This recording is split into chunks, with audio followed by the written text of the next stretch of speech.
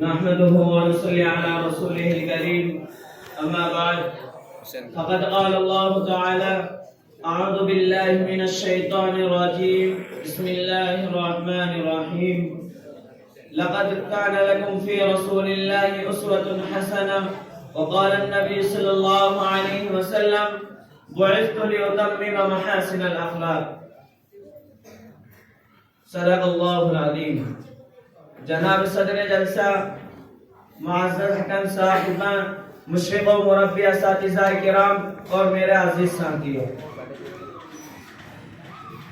آج کی اس پرنور محفل میں میری تقریر کا عنوان آپ صلی اللہ علیہ وسلم کے اخلاق حسنہ ہے۔ برادران ملت، اسلام چونکہ انسان کو انسانیت کی معراج عطا کرنے کے لیے آیا ہے، اشرف المخلوقات کو ہر اعتبار سے کرامت اور شرافت کی ان اعلیٰ ترین بلندیوں پر دیکھنا چاہتا ہے جن پر اللہ نے اس کو فطرت کے اعتبار سے فائز کیا ہے۔ وَلَقَدْ كَرَّمْنَا بَنِي آدَمَ وَحَمَلْنَاهُمْ فِي الْبَرِّ وَالْبَحْرِ فرما کر اس کی شرافت و فضیلت کا اعلان فرمایا۔ لقد خلقنا الانسان فی احسن تقویم کہ ہم نے انسان کو بہترین سانچے میں پیدا کیا ہے، اس کو حسن و جمال کی خصوصیات سے نوازا ہے، لہذا جب انسان مقام و مرتبے کے اعتبار سے اشرف ترین ہے، شکل و صورت کے لحاظ سے ممتاز ترین ہے، تو پھر اپنی عقل کا تقاضا اور فہم و ادراک کا مطالبہ ہے کہ وہ اپنے اخلاق و کردار کے اعتبار سے بھی کامل و اکمل اور بالا و برتر ہو، اور اخلاق و کردار کے کمال و جمال ہی سے ایمان میں کاملیت پیدا ہوگی۔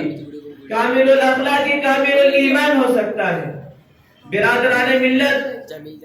سرکار دو عالم محسن اعظم کا بلند اخلاق کیا تھا؟ اس سلسلے میں صحابہ کرام رضی اللہ تعالی عنہم اجمعین ام المؤمنین حضرت عائشہ صدیقہ رضی اللہ تعالی عنہ کے پاس گئے اور سوال کیا، تو جواب میں حضرت عائشہ صدیقہ رضی اللہ تعالی عنہ نے فرمایا کان خلقہ القرآن، قرآن ہی آپ کا اخلاق تھا، لہذا جس کو اخلاق حسن سے متصف ہونا ہے وہ حیات طیبہ کی روشنی میں اپنے اخلاق کو سنوارے، اپنے کردار کو نکھارے، اپنے اعمال کو سدھارے۔ وہ رسول اللہ صلی اللہ علیہ وسلم کی زندگی پر ایک ایک لمحے پر نظر ڈالے کہ آپ صلی اللہ علیہ وسلم گھر والوں کے ساتھ کیا معاملہ کرتے تھے، ملازموں کے ساتھ کیا سلوک کرتے تھے، مہمانوں کے ساتھ کیا برتاؤ کرتے تھے،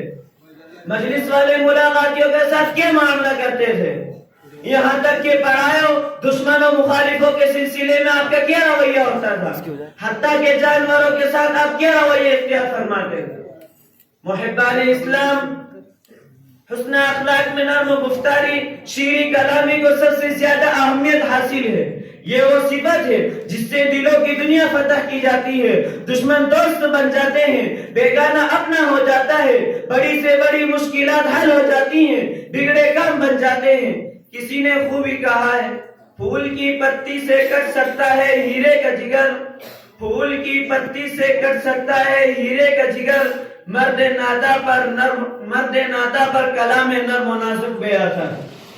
حضرات گرامی،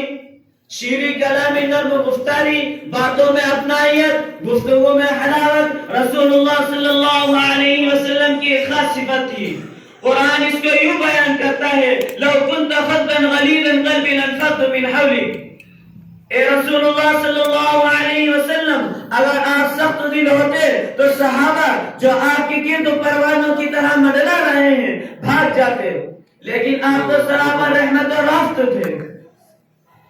ملازموں کے ساتھ آپ کا معاملہ یہ تھا کہ حضرت انس بن مالک رضی اللہ عنہ فرماتے ہیں کہ میں نے 10 سال تک رسول اللہ صلی اللہ علیہ وسلم کی خدمت کی،